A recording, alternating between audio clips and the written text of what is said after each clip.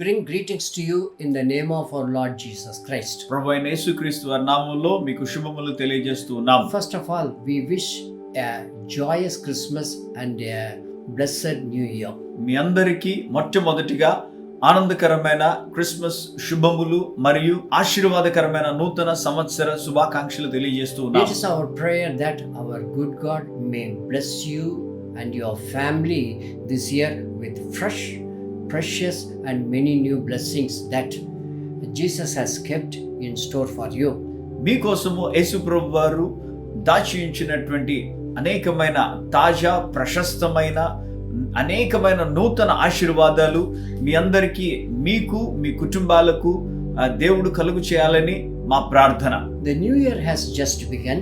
ఈ నూతన సంవత్సరం ఇప్పుడే ప్రారంభమైంది. And it is our duty to have a fresh look on God's desires, God's will and God's plan in our lives. కాబట్టి మన బాధ్యత ఏమిటంటే మనము నూతనంగా దేవుని యొక్క ప్రణాళికలు ఏమిటి, దేవుని చిత్తం ఏమిటి, దేవుని యొక్క వాంఛలు ఏమిటి, మన జీవితాల పట్ల ఆయన ఏ ప్రణాళికలు కలిగి ఉన్నారో తెలుసుకోవాలి. May his kingdom come victoriously and his will be fulfilled perfectly and the glory be given to him wholeheartedly.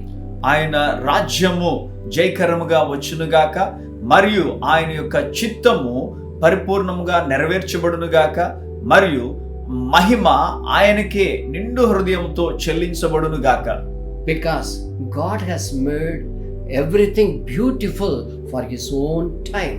ఎందుకంటే దేని కాలమునందు అది చక్కగా నుండునట్లు సమస్తమును ఆయన నియమించి ఉన్నాడు. Of course, there are many areas of our life where we need to grow consistently. మన జీవితంలో అనేకమైన స్థితిగతుల్లో మనము ఎడతెగకుండా మనము ఎదగవలసిన అనేక విషయాలు ఉన్నాయి. However, for our brief exhortation, let us choose 5 essential aspects of life for our spiritual growth. ఏదేమైనప్పటికీ కూడా మన ధ్యానము నిమిత్తమై మన ఆత్మీయ ఎదుగుదల కొరకు 5 ప్రాముఖ్యమైన అంశాలు మనం ధ్యానం చేద్దాం. 1. Passion for God's word. మొట్టమొదటిది దేవుని వాక్యము కొరకైన తపన. The first psalm says, మొట్టమొదటి కీర్తన చెబుతుంది, Blessed is the man whose delight is in the law of Lord, and on his law he meditates day and night. యెహోవా ధర్మశాస్త్రమునందు ఆనందించుచు దివారాత్రములు దానిని ధ్యానించువాడు ధన్యుడు. For the growth in spiritual life, meditation of God's word plays a vital role. మన జీవితంలో ఆత్మీయ ఎదుగుదల కొరకు దేవుని వాక్య ధ్యానం అనేది ఒక ప్రాముఖ్యమైనటువంటి పాత్రను పోషిస్తుంది. In this psalm, a Christian is compared to a growing tree. ఈ కీర్తనలో ఒక క్రైస్తవుని ఎదుగుచూ ఉన్నటువంటి వృక్షముతో పోల్చారు. What is the secret of growth in a tree? ఆ యొక్క వృక్షము ఎదగడానికి దానికి ఉన్నటువంటి ఆ రహస్యం ఏమిటి? Yes, the streams of water. అవును, ఆ యొక్క నీటి జలములు. The running water symbolizes the spiritual food that we take from the word of God. మనము దేవుని వాక్యములో నుంచి తీసుకునేటువంటి ఆత్మీయ ఆహారము ఈ యొక్క పారుతున్న నీళ్లతో పోల్చబడింది. In addition to spiritual nourishment, the scripture guides and shapes our thinking process, actions, behaviors, desires and planning for the future. దీనితో పాటుగా మన ఆత్మీయమైన పోషణ కొరకు లేఖనము మనల్ని నడిపిస్తుంది, మన యొక్క ఆలోచన విధానానికి రూపాన్నిస్తుంది మరియు మన క్రియలు, మన ప్రవర్తన, మన కోరికలు మరియు మన భవిష్యత్ నిమిత్తమైనటువంటి ప్రణాళికను సిద్ధపాటు చేస్తుంది. In other words, God's word teaches us to think in a godly way and to do things that pleases God. మరొక మాటలో చెప్పాలంటే దేవుని వాక్యము మనము దైవికమైనటువంటి రీతిలో ఆలోచన చేయడానికి, దేవునికి ఇష్టమైన రీతిలో ఆలోచన చేయడానికి మనలను నడిపిస్తుంది, బోధిస్తుంది. Remember, meditation of God's word leads to fruitful life. జ్ఞాపకం ఉంచుకోండి, దేవుని వాక్యాన్ని ధ్యానించడము మన యొక్క ఫలభరితమైన జీవితానికి మెట్టు. Ultimately, your life becomes valuable in the sight of God. చివరిగా మన జీవితము దేవుని దృష్టిలో ఎంతో విలువైనదిగా ఉంటుంది. Amazingly, God's word takes a prominent place in times of revival. ఆశ్చర్యకరమైన రీతి ఏమిటంటే దేవుని వాక్యము ఒక ప్రాముఖ్యమైన పాత్ర పోషిస్తుంది ఉజ్జీవము కలిగించేటువంటి సమయంలో. For example, Ezra read the scriptures and in response the whole congregation stood up throughout the day in order to listen to the word of God. ఉదాహరణకు ఎజ్రా లేఖన భాగాలను చదివినప్పుడు దానికి స్పందనగా అక్కడున్నటువంటి సమాజమంతయు లేచి నిలబడి ఆ దినమంతా కూడా దేవుని వాక్యాన్ని వినడానికే వారు ఆశ చూపించారు. Besides, the principles in 10 commandments are the fundamentals for godly life. దీనితో పాటుగా 10 ఆజ్ఞలలో ఉన్నటువంటి ఈ యొక్క సూత్రాలన్నీ కూడా దైవికమైనటువంటి జీవితానికి ప్రాథమికమైన సూత్రాలవి. Oh, the Sermon on the Mount shapes our Christian lifestyle. ఆ యొక్క కొండ మీద ప్రసంగము మన యొక్క క్రైస్తవ జీవితం ఏ విధంగా ఉండాలో రూపము తెలియజేస్తుంది. In fact, a man shall not live by bread alone, but every word that comes from the mouth of God. నిజానికి మనుష్యుడు రొట్టె వల్ల మాత్రము కాదు గాని దేవుని నోట నుండి వచ్చు ప్రతి మాట వలనను జీవించును. Friends, the seed is the word of God. స్నేహితులారా, ఇక్కడ విత్తనము దేవుని వాక్యం. So decide in this new year to set aside more time for reading, meditating, studying and memorizing the Bible verses. కాబట్టి ఈ యొక్క నూతన సంవత్సరంలో తీర్మానం చేసుకోండి, దేవుని వాక్యము చదవడానికి, ధ్యానం చేయడానికి, ఆ బైబిల్ వచనాలు కంఠతా చేయడానికి సమయాన్ని వెచ్చించండి. This enables you to grow in wisdom and fear of God and in the knowledge of true and living God. కాబట్టి ఈ యొక్క నూతన సంవత్సరంలో తీర్మానం చేసుకోండి, సమయాన్ని కేటాయించి దేవుని వాక్యాన్ని చదవడానికి, దేవుని వాక్యాన్ని ధ్యానం చేయడానికి, దేవుని వాక్యం కంఠతా చేయడానికి సమయాన్ని వెచ్చించడం ద్వారా నిజమైనటువంటి జీవముగల దేవుని యొక్క జ్ఞానములో వర్ధిల్లడానికి, అలాగే దేవుని యొక్క వివేచనలో, దేవుని భయములో మనము ఎదగడానికి సహాయపడుతుంది. David says, your word is a lamp to guide my feet and a light for my path. దావీదు చెబుతున్నాడు, నీ వాక్యము నా పాదములకు దీపము, నా త్రోవకు వెలుగునై ఉన్నది. Secondly, రెండవదిగా prayer life in all circumstances. అన్ని పరిస్థితుల్లోని ప్రార్థనా జీవితం. God commands us, దేవుడు మనకు ఆజ్ఞాపిస్తున్నాడు, always be joyful, ఎల్లప్పుడూ ఆనందించుడి, never stop praying, ఎడతెగక ప్రార్థన చేయండి, be thankful in all circumstances, అన్ని వేళలయందు కృతజ్ఞత కలిగి ఉండండి. for this is God's will for you who belong to Christ Jesus. క్రీస్తు యేసునకు చెందిన మీరు, ఇది దేవుని చిత్తము. Friends, communication with God begins when a person becomes a child of God. ఒక వ్యక్తి దేవుని బిడ్డగా మారినప్పుడు దేవునితో సంభాషణ ప్రారంభమవుతుంది. Prayer is the key of the day and lock of the night. ప్రార్థన అనేది ఒక దినము ప్రారంభించడానికి, ఒక దినం ముగించడానికి తాళపు చెవి. Prayer is the pulse of our Christian life. ప్రతి క్రైస్తవ జీవితానికి ప్రార్థన అనేది ఒక నాడీ వ్యవస్థ లాంటిది. Remember, prayer life enables you to come closer to God. ప్రార్థనా జీవితం అనేది దేవునికి సన్నిహితంగా రావడానికి సహాయపడుతుంది. Amazingly, only God's children can communicate with God who is in heaven. ఆశ్చర్యరీతిగా దేవుని బిడ్డలు మాత్రమే పరలోకమందున్న దేవునితో సంభాషించగలరు. Our prayers are not offered to a dead stone or to a lifeless picture. మన ప్రార్థనలు ఒక చచ్చిన రాయికో లేదంటే జీవము లేనిటువంటి ఒక పటానుకో ప్రార్థనలు అర్పించబడట్లేదు. We speak to God calling him Abba Father. మనము దేవునితో మాట్లాడుతూ ఉన్నాం, అబ్బా తండ్రి అని ఆయన్ను పిలుస్తున్నాం. Our heavenly Father loves us so much that he is willing to give everything we need. మన పరలోకపు తండ్రి మనల్ని ఎంతగా ప్రేమిస్తున్నారంటే మనకు అవసరమైన ప్రతిదీ కూడా ఆయన ఇవ్వడానికి సిద్ధంగా ఉన్నారు. He will never say no to our prayers. ఆయన మన ప్రార్థనలకు ఎప్పుడు కూడా కాదు లేదు అని చెప్పరు. His ears are always attentive to our prayers. మన ప్రార్థనలు ఆయన వినడానికి ఆయన ఎప్పుడు కూడా చెవులతో వింటూనే ఉంటున్నారు. Jesus is now in heaven interceding for us.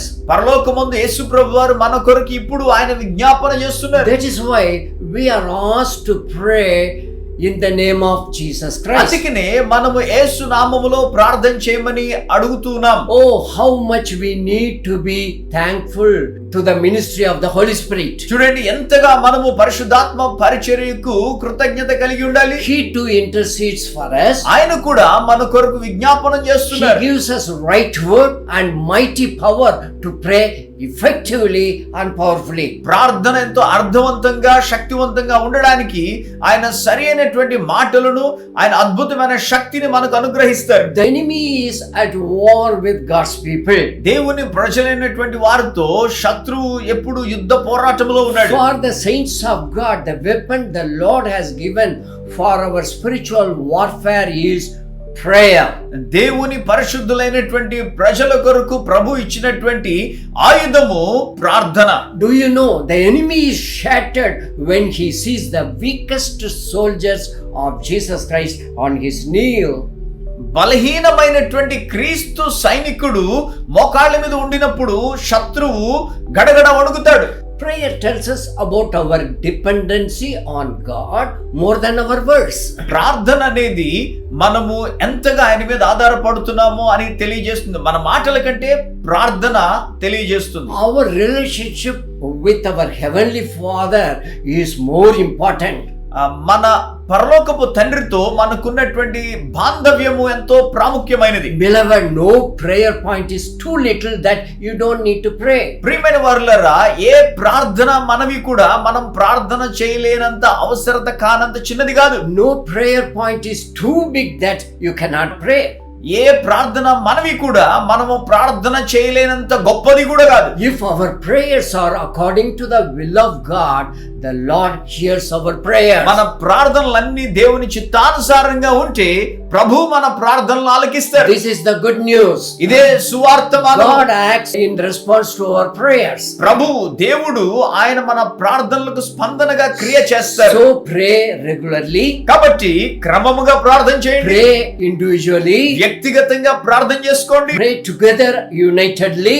అందరూ ఏకముగా కూడి ప్రార్థన చేయండి. Pray in good days as well as bad or difficult days. మంచి రోజుల్లో ప్రార్థన చేయండి. అంత మాత్రమే కాదు, చెడ్డ రోజుల్లో లేక కష్టాలు కలిగిన రోజుల్లో కూడా ప్రార్థన చేయండి. The prayer of God's people always prevails. ఎప్పుడు కూడా దేవుని బిడ్డలైనటువంటి వారి ప్రార్థనలు ఏలుబడి చేస్తాయి. Prayer breaks the boundaries. ప్రార్థన అనేది సరిహద్దులను బ్రద్దలు చేస్తుంది. It crosses over all horizons. ఈ యొక్క ఆ ప్రార్థన అన్ని పరిమితులు దాటి అది వెళ్ళిపోతుంది. God's people are standing on the strongest ground. దేవుని ప్రజలైనటువంటి వారు బలమైన పునాది మీద నేల మీద నిలబడుతున్నారు. For you victory is granted and mountains are uprooted. మీ కొరకు జయము ఇవ్వబడింది, ఆ యొక్క పర్వతాలు ఎత్తబడతాయి. James 5:17 says, యాకోబు పత్రిక 5:17 Elijah was as human as we are, and yet when he prayed earnestly that no rain would fall, none fell for 3.5 years. ఏలియా మన వంటి స్వభావము గల మనుష్యుడే, వర్షింపకుండునట్లు అతడు ఆసక్తితో ప్రార్థన చేయగా 3.5 సంవత్సరముల వరకు భూమి మీద వర్షింపలేదు. Thirdly, మూడవదిగా path for godly life. దైవికమైన జీవితము కొరకైన మార్గము. Jesus said, if any of you wants to be my follower, you must give up your own way, take up your cross daily and follow me. యేసు ప్రభువు వారు చెబుతున్నారు, ఎవడైనను నన్ను వెంబడింప గోరిన ఎడల తన్ను తాను ఉపేక్షించుకొని ప్రతి దినము తన సిలువనెత్తుకొని నన్ను వెంబడింపవలెను. Cross demands death to the earthly way of living. సిలువ అనేది ఈ భూ సంబంధమైన జీవన విధానానికి ఆ మరణాన్ని కోరుతుంది. Remember, your cross suits you precisely. జ్ఞాపకం ఉంచుకోండి, మీ సిలువ అది మీకు మాత్రమే సరిపడుతుంది. Imitate Jesus following in his footpath. యేసు ప్రభు వారిని అనుకరిస్తూ ఆయన అడుగు జాడలలో నడవండి. Carrying the cross daily is our assignment. అనుదినము సిలువను మోయడం అనేది మనకు ఇవ్వబడినటువంటి బాధ్యత. So we should see to it that none in our family or in our society hinder our close walk with the Lord. కాబట్టి మనము జాగ్రత్తగా చూసుకోవాలి. ప్రభుతో మనము ఎంతో సన్నిహితముగా నడవడం అనేది మన చుట్టూ ఉన్నవారు గాని మన కుటుంబ సభ్యులు గాని ఎవరు కూడా ఆ యొక్క సాన్నిహిత్యానికి అడ్డుపడకూడదు. The world and self will have to be crucified to the cross. ఈ లోకము మరియు మన స్వచిత్తము అనేది సిలువ వేయబడాలి. Remember, the Holy Spirit lives in you and works in you. జ్ఞాపకం ఉంచుకోండి, పరిశుద్ధాత్మ దేవుడు ఆయన మీలో జీవిస్తున్నారు, మీలో పని చేస్తున్నారు. So do not stifle the Holy Spirit. కాబట్టి ఆత్మను ఆర్పకుడి. He creates in us the likeness of Jesus. ఆయన మనలో క్రీస్తు యొక్క స్వరూపమును తయారు చేస్తారు. The nature of God should be seen in our outward lives.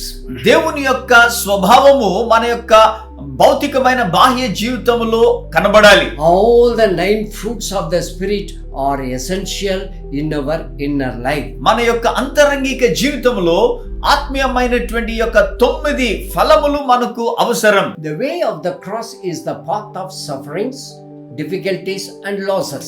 సిలువ మార్గము అనేది అనేక శ్రమలు, కష్టాలు, నష్టాలతో కూడుకున్న మార్గము. No true believer can escape from this part of Christian life. క్రైస్తవ జీవితంలో ఈ భాగాన్ని ఏ నిజ విశ్వాసి కూడా తప్పించుకోలేడు. Being an example, Job says like this. ఒక మాదిరిగా యోబు చెబుతున్నారు. But he knows where I am going, and when he tests me, I will come out as pure as gold. నేను నడుచు మార్గము ఆయనకు తెలియను. ఆయన నన్ను శోధించిన తరువాత నేను సువర్ణము వలె కనబడుదును.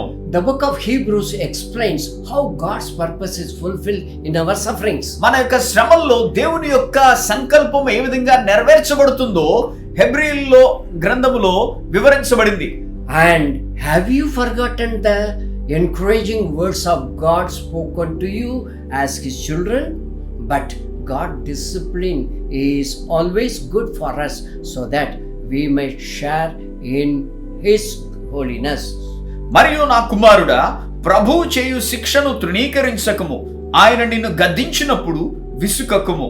వారు కొన్ని దినముల మట్టుకు తమకిష్టం వచ్చినట్టు మనలను శిక్షించిరి గాని మనము తన పరిశుద్ధతలో పాలు పొందవలెనని మన మేలు కొరకే ఆయన శిక్షించుచున్నాడు. Fourthly, proclamation of gospel of Christ. నాలుగవదిగా క్రీస్తు యొక్క సువార్తను ప్రకటించడం. Jesus is the only way. యేసే మార్గము. Acts 4 and 12 says, అపోస్తలుల కార్యాలు 4వ అధ్యాయం 12వ వచనం చెబుతుంది, there is salvation in no one else. God has given no other name under heaven by which we must be saved. మరి ఎవని వలనను రక్షణ కలుగదు. ఈ నామమునే మనము రక్షణ పొందవలెను గాని ఆకాశము క్రింద మనుషుల్లో ఇయ్యబడిన మరి ఏ నామమున రక్షణ పొందలేము. Friends, we are saved to save others. స్నేహితులారా, ఇతరులను రక్షించడానికి మనము రక్షింపబడ్డాం. Harvest is plentiful, but workers are few. కోతెంతో విస్తారము, కానీ పనివారు కొద్దిమందే. No doubt Jesus is the light of the world. ఏ అనుమానము లేదు, యేసు ప్రభువారు లోకానికి వెలుగై ఉన్నారు. But the question is, where are the light bearers? కానీ ఇక్కడ ఉన్న ప్రశ్న ఏమిటంటే, ఈ యొక్క వెలుగును తీసుకుని మోసుకుని వెళ్ళేవారు ఏరి? Beloved, we are the ambassadors of Christ. ప్రియమైనటువంటి వారలారా, మనమే క్రీస్తు యొక్క రాయబారులం. In addition, you and I are the sowers of the seeds. ప్రియమైనటువంటి వారలారా, మీరు నేనే ఈ యొక్క విత్తనాలను విత్తేటువంటి వారం. Christ's call is basically to follow him and to become fishers of men. ప్రాథమికంగా క్రీస్తు యొక్క పిలుపు ఏమిటంటే ఆయనను వెంబడించాలి మరియు మనుషులను పట్టుజాలరులుగా మనం ఉండాలి. No obedient Christian can ignore the command of Christ the King. ఏ విధేయుడైనటువంటి క్రైస్తవుడు కూడా రాజైనటువంటి క్రీస్తు యొక్క ఆజ్ఞను తృణీకరించలేరు. He has commissioned the church by saying this. ఆయన ఈ యొక్క సంఘానికి ఈ యొక్క బాధ్యతను అప్పగిస్తూ ఈ విధంగా చెబుతున్నారు. Jesus came and told his disciples, I have been given all authority in heaven and on earth. Therefore, go and make disciples of all the nations. అయితే యేసు వారి యొద్దకు వచ్చి, పరలోకమందును భూమి మీదను నాకు సర్వాధికారం ఇయ్యబడి ఉన్నది. కాబట్టి మీరు వెళ్ళి సమస్త జనులను శిష్యులుగా చేయుడి. Look how the first century disciples responded to the Great Commission. చూడండి, ఆ మొదటి శతాబ్దపు శిష్యులు ఏ విధంగా ఈ యొక్క గొప్ప బాధ్యతకు స్పందించారో. According to the instruction given by the Holy Spirit, Philip the evangelist left Samaria to bring the gospel to an individual who was traveling in the desert. పరిశుద్ధాత్మ యొక్క ఆజ్ఞను అనుసరించి సువార్థికుడైనటువంటి ఫిలిప్పు సమరయను విడిచిపెట్టి ఆ ఒక వ్యక్తికి సువార్తను తీసుకుని వెళ్ళడానికి ఎడారిలో ప్రయాణం చేస్తున్నటువంటి వ్యక్తి దగ్గరకు వెళ్ళారు. Likewise, Paul and Barnabas left Antioch to do the missionary work among the unevangelized regions in Europe. అదే విధంగా పౌలు మరియు బర్నబా అంతియోకయను విడిచి ఐరోపాలో ఉన్నటువంటి సువార్తని అందని ప్రాంతాలకు సువార్తను తీసుకువెళ్ళడానికి వెళ్ళారు. Besides, how can we forget Thomas who came to India? దీనితో పాటుగా మన భారతదేశానికి వచ్చినటువంటి తోమాను మనం ఎలా మర్చిపోగలం? Beloved, Christ shed his precious blood for all, both great and small. ప్రియమైనటువంటి వారులారా, క్రీస్తు ఆయన తన ప్రశస్త రక్తాన్ని అందరి కొరకు, గొప్పవారి కొరకు, చిన్నవారి కొరకు కూడా ఆయన చిందించారు. Let us consider the parable of the wedding of King's son. మనము ఈ యొక్క రాజు యొక్క కుమారుని యొక్క పెండ్లి విందు ఆ యొక్క ఉపమానాన్ని చూద్దాం. Though the chosen people ignored the wedding, the king sent out his servants into high paths to gather as many as they found, both good and bad. Amazingly, the wedding was filled with guests. పెండ్లి విందు సిద్ధముగా ఉన్నది, కానీ పిలువబడిన వారు పాత్రులు car గనుక రాజమార్గములకు పోయి మీకు కనబడిన వారినందరినీ పెండ్లి విందుకు పిలువుడని తన దాసులతో చెప్పిన. ఆ దాసులు రాజమార్గములకు పోయి చెడ్డవారినేమి మంచివారినేమి తమకు కనబడిన వారిని అందరినీ పోగు చేసిరి గనుక విందుకు వచ్చిన వారితో ఆ పెండ్లిశాల నిండెను. Beloved, many are called, but only few are chosen. ప్రియమైన వారులారా, పిలువబడిన వారు అనేకులు, ఏర్పరచబడిన వారు కొందరే. Truly, we wonder at the way the heavenly angels responded to the sinners who repent. నిజముగా ఆశ్చర్యం కలిగించేటువంటి విషయం, ఒక పాపి రక్షింపబడినప్పుడు ఏ విధంగా పరలోకములో ఉన్న దేవదూతలు స్పందిస్తాయో అది ఎంతో ఆశ్చర్యం. Luke 15 and 10 says, లూకా సువార్త 15వ అధ్యాయం 10వ వచనంలో వ్రాయబడి ఉంది. in the same way there is joy in the presence of God's angels when even one sinner repents. అటువలే మారు మనసు పొందు ఒక్క పాపి విషయమై దేవుని దూతల ఎదుట సంతోషము కలుగునని మీతో చెప్పుచున్నాను. Beloved in Christ, let this new year give us greater burden for the perishing souls and work for their soul salvation. ప్రియమైన వారులారా, ఈ యొక్క నూతన సంవత్సరములో నశించిపోవచ్చున్నటువంటి ఆత్మల కొరకైన గొప్ప భారము మరియు వారి రక్షణ కొరకు పనిచేసేటువంటి భారాన్ని ప్రభు మనకు కలుగు చేయను గాక. Let us determine that we will not rest until the shadow of the cross of Jesus Christ falls on the lost man in this world. ప్రియమైనటువంటి వారులారా, ఈ లోకములో ఉన్నటువంటి చిట్ట చివరి వ్యక్తి వరకు కూడా యేసు ప్రభు యొక్క సిలువ నీడ పడేంత వరకు కూడా నేను విశ్రమించను అని తీర్మానించుకుందాం. So our times, resources, talents are worth giving for this noble purpose. కాబట్టి ఈ యొక్క ఉన్నతమైనటువంటి సంకల్పము కొరకు మన సమయాన్ని, మన యొక్క వనరులను, మన తలాంతులను అన్నీ కూడా ఇవ్వడము ఎంతో యోగ్యత. Fifthly and finally, ఐదవదిగా చివరిదిగా preparation for the second coming of Christ. క్రీస్తు యొక్క రెండవ రాకడ కొరకైన సిద్ధపాటు.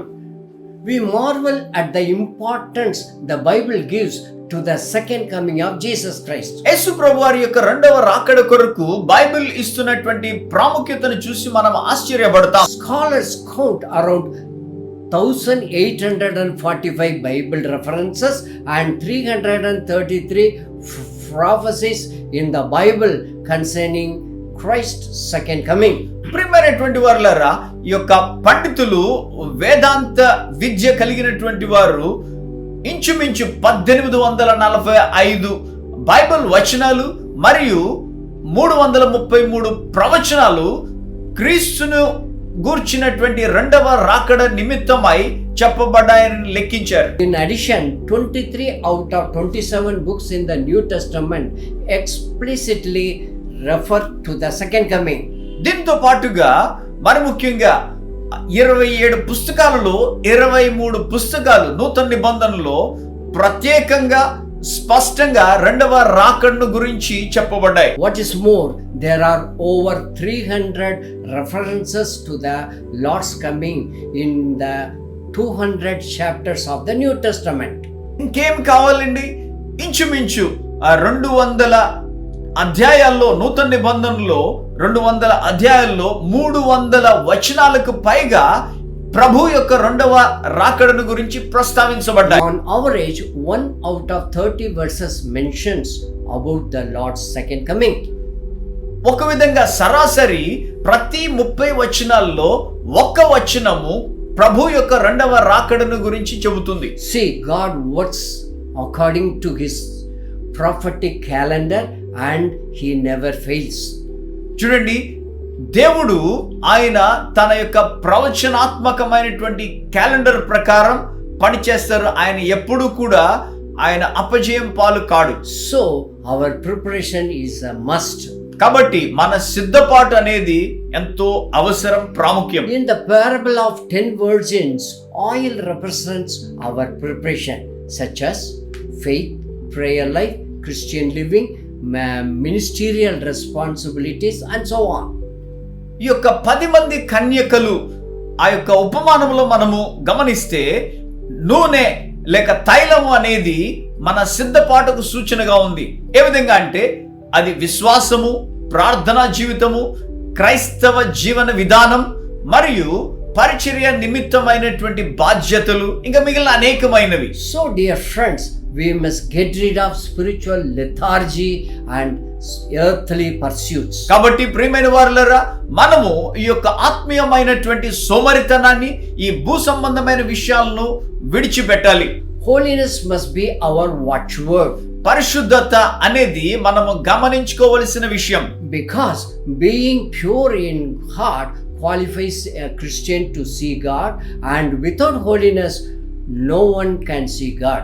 ఎందుకంటే హృదయ శుద్ధి కలిగి ఉండడం ద్వారా దేవునిని చూచే క్రైస్తవునిగా అర్హత పొందుతాం. ఎందుకంటే పరిశుద్ధత లేకుండా ఎవడు ప్రభువును చూడలేడు. Our hearts are thrilled to know that we will one day appear like him when he appears. ఆయన ప్రత్యక్షమైనప్పుడు ఆయన ఉన్నట్లుగానే ఆయనను చూతుము గనుక ఆయనను పోలియుందుమని ఎరుగుదుము. Another motivation for our preparation is the reward that Christ will give us. మనకు మరి ఒక ప్రేరణ ఏమిటంటే మనము సిద్ధపడడానికి క్రీస్తు ప్రభువారు మనకిచ్చేటువంటి బహుమానము కొరకైన సిద్ధపాటు. Romans 8 and 18 says, రోమీయులకు రాసిన పత్రిక 8వ అధ్యాయం 8వ వచనం చెబుతుంది, what we suffer now is nothing compared to the glory he will reveal to us later. మన ఎడల ప్రత్యక్షము కాబోవు మహిమ ఎదుట ఇప్పటి కాలపు శ్రమలు ఎన్న తగినవి కావని ఎంచుచున్నాము. Paul writes in the 3rd chapter of Philippians, ఫిలిప్పీయులకు రాసిన పత్రికలో 3వ అధ్యాయంలో పౌలు రాస్తూ ఉన్నారు, I don't mean to say that I have already reached perfection, but I press on to possess that perfection for which Christ Jesus first possessed me. ఇదివరకే నేను గెలిచి తినని అయినను, ఇదివరకే సంపూర్ణ సిద్ధి పొంది తినని అయినను నేను అనుకొనటలేదు గాని నేను దేని నిమిత్తము క్రీస్తు యేసు చేత పట్టబడితునో దానిని పట్టుకొనవలనని పరిగెత్తుచున్నాను. Dearly beloved, it is my prayer that these 5 guiding principles may lead you to greater victory, deeper spiritual life, and more fruitfulness in this new year.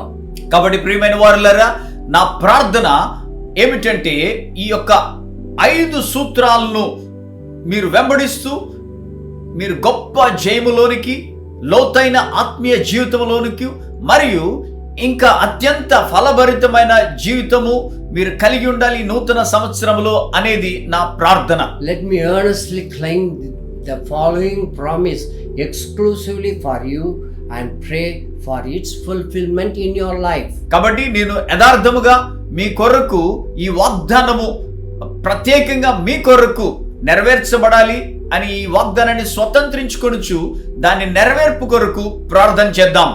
Now all glory to God, who is able to keep you from falling away and will bring you with great joy into his glorious presence without a single fault. All glory to him who alone is God, our Savior, through Jesus Christ our Lord. All glory, majesty, power and authority are his before all time and in the present and beyond all time. Amen. తొట్టిల్లకుండా మిమ్మును కాపాడుటకును తన మహిమ ఎదుట ఆనందముతో మిమ్మును నిర్దోషులనుగా నిలవబెట్టుటకును శక్తిగల మన రక్షకుడైన అద్వితీయ దేవునికి మన ప్రభు అయిన యేసుక్రీస్తు ద్వారా మహిమయు మహత్యమును ఆధిపత్యమును అధికారమును యుగములకు పూర్వమును ఇప్పుడును సర్వయుగములకును కలుగునుగాక. ఆమేన్. Let's pray. ప్రార్థించుకుందాం. Gracious Father, we thank you for this new year.